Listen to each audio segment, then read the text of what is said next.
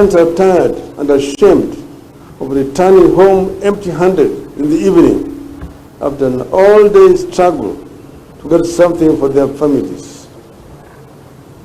People are tired of economic and social stagnation they find themselves in.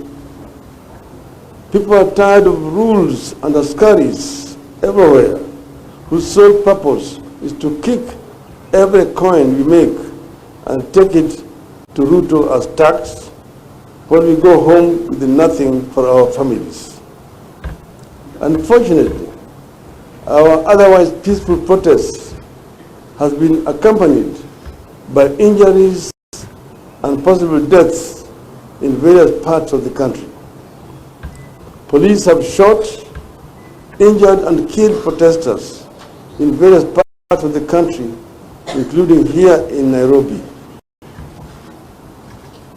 Scores of protesters have been arrested for participating in an exercise that is clearly protected by our Constitution. As usual, it is the police maiming and killing people. Slowly, ours is degenerating into a police state. We must not allow it to happen to our country again.